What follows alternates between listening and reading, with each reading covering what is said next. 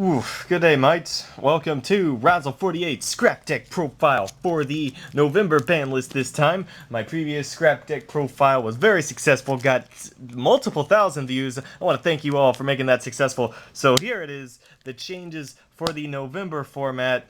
I know a lot of you may want to see like the Zephyr build after I just posted that OTK video. And for those of you, and that's coming soon. And for those of you who want to see me making LPs, I don't really want to LP anything right now, but I may like just find something to jump into. I may make like a video project on like Mugen, because I've been wanting to like make videos about that. But anyway, this is my scraps for the November 2015 ban list. Let's zoom in here a little bit. And scraps didn't get affected by the ban list too much. But having said that, I have changed them quite a bit, testing a lot of new things. For the first of all, 3 Chimera. That hasn't changed. That ain't never gonna change. But this is what has changed. 1 Beast, 1 Goblin, 1 Orthros. Now, this is in testing, and I want to put Beast back up to 2, sort of. But on the other hand, it's been working very well, because the focus of the deck is to get these in the graveyard. And Scrapstorm does that very, very easily. And I have another way to do that now, which I'll tell you about later. But once you get these in the graveyard, you don't really want to be drawing them again, because then, like, you're set. Like, you're able to spring things off with Factory, because you'll be able to make Scrap Dragon easily. And you'll find that you do not want these in your hand, you want these in your graveyard. And if you're wasting a normal summon to get one of these out of your hand, then you're slowing the deck down. Like, you're gonna want to be normal summoning your chimeras, or something else that I'll talk about later. Next, 2 Golem. This hasn't changed. I still hate getting this faggot in opening hand. Even though I only run 2, he appears to, like, every time I play on Dueling Network, he's in every opening hand I get. It's annoying. 3 Shark. Okay, this is what I was talking about. You want to normal this instead of the tuners. This is your other means of getting your beasts and your goblins in the graveyard. This card is so good in this deck. Okay, let me think about this. So this triggers Factory. Like, if this is on the field and you play Factory, then it triggers this. This also triggers your squads in the same way.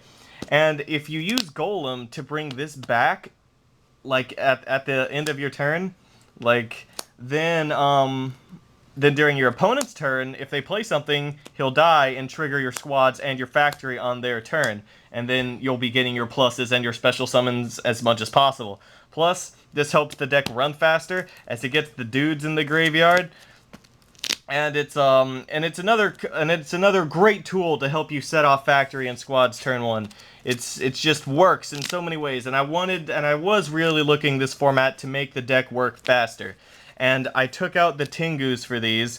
And while Tengu is great in this deck, Tengu is very slow. Like, you're wasting your normal summon on Tengu. That's like, unless you're like already set up and you're already good, like using a normal summon on a Tengu, like, it won't get you very far. Like, you're gonna have to wait until next turn to like do something. Like, you're betting on them killing your Tengu. You're just setting it up so that you'll have something there next turn.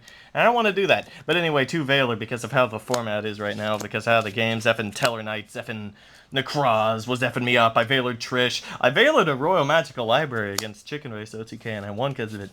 So yeah, Veilers is something new I'm testing as well. But that's the monster count. I'm sad we ain't got Radox still, but hey, you know, I understand it. F Dragon Rulers. That's the monster count. I kind of want to put Beast Act to 2 back up to 2, but I don't think I'm gonna. It's running way too well like it is now with the Sharks instead of the Tengus and the low tuner count. Next, we run 3 Scrapstorm. This is still mandatory, even if you're targeting your Sharks instead of your tuners, because it still sets off Factory, and it still gives you pluses, and that's all there is to it. I mean, that's all there is to it. Speaking of crap, here's some supply squads. They're still at 3. Here's some Factories and some Terraformings. I mean, you want to play Yu-Gi-Oh, don't you, when you play Scraps? Yeah, those are the cards that let you still 2 MST, because back row can be effing annoying. I've already explained most of this in my previous Scrap Deck profile. Here's a new thing, 2 Insta-Fusion, because guess who is a thing now? This faggot. And so, this Norden is so great in this deck. Like, unbelievably great. Like, this deck has OTKs again thanks to Norden. I'm running 2 Instant Fusion. For consistency, I was debating 3. Honestly, it's that good, but like if you get more than 1 in opening hand, it's cloggy, so you don't want to do that. But oh my gosh, Nordon's a great card to have. The only problem was I was having a little problem fitting him into the extra deck, but I'll talk about that later. 1 scrapyard. I took out the second scrapyard because with the lower tuner count, I won't need things in hand much of the time. I'm usually using this to snag Orthros right now, or to snag like something that I really need to get at, which isn't that often. Usually it's for Orthros, set off factory. The tuners were hand clogs very often. I am running Raigeki now. I don't remember if I was running it before, in the previous format, because I've been using Zephyrs a lot. I don't remember if I was using this card before, but I am now, especially with Shadal's and Burning Abyss having got hit. Like, those were 2 of the main reasons I didn't run it in, like, Zephyrs. I'm running this card now in Zephyrs, by the way, because the main decks that I was like, you know, running Raigeki's pointless right now got hit hard. And so this is going to be, like, yeah, I'm still running this. I'm running this now. Get rid of things. Soul Charge and Mind Control are both a thing, by the way. You know, with scraps. You know what they do. Still 3 Call of the Haunted. You can use this if they MST it. You can call something back, and then the call will destroy, and it'll destroy the scrap, and then you'll get factory and squad. Because like a thing was destroyed by a card effect. You can also use this to bring back a shark, and then that'll trigger off your factory and your squad, and let you send something to grave. It's a great card in this deck. It's get Golem back, bring something back with Golem's effect, sink, and then use this as the food. Yeah, you all know this stuff. I upped the Fiendish Chain to 3 because it's a good effing card. I'm still running Solemn Warning, and the new staple is Vanities, because this deck like gets rid of stuff very fast. Like, this card's really good. It's a staple at this point. Like, every deck runs this at this point. I even run this in Zephyrs. Like, and Zephyrs don't have any means to get rid of it. But that's one of the reasons it's good in that deck. But I'll explain that when I get to that deck profile. Anyway, that's the main deck. Changes from the last ban list include I dropped Goblin from 2 to 1, dropped Beast from 3 to 1. I replaced the 3 Tengus with the 3 Sharks. I put the 2 Veilers in. What else did I do? I put the 2 Instant Fusions in, obviously. The Raigeki may or may not have been there. I put in the 3rd Fiendish Chain, and I put in the Vanities. And if you look through the deck profile before, then you can see what I took out to do so, because this is still 40 cards. Now for the extra deck. 2 Norden. He's a great guy. He's a real good guy, Norden. He's a good guy. Here's a Scrap Arcfiend. I'm still running it, because Chimera plus Goblin is unfortunately still a thing. This is the Stardust Spark. Yeah, this is the only level 8 I run now besides the 2 Scrap Dragon. I don't run Crimson Blader anymore. That's one of the things I took out for Norden. Because it doesn't work on Quills, and now that Shadal's got hit, there's like, y'all are smart people watching my videos. This is a 2 Scrap Twin.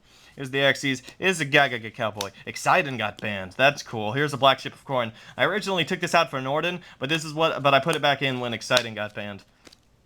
This is a Heartland Draco. This is a Castel. This is a Nonorak. Queen Dragon to Jin, and Dark Rebellion XYZ Dragon. So yeah, simple stuff. What was the other thing I took out for Norden besides Crimson Blader? It was... Darn, what was it? Oh yeah, well, it was Black Ship of Corn, but I put that back in because of Exciting. I'm debating trying to run Ragna Zero in this, but I don't know. Anyway, that's the deck profile. It went faster this time because I've already explained some of it in my previous deck profile. You can go watch that if you want to like know maybe some specifics on some of this decisions, specifically the extra deck ones. I talked about this card in detail, I know that. So, there's still reason to watch my old videos.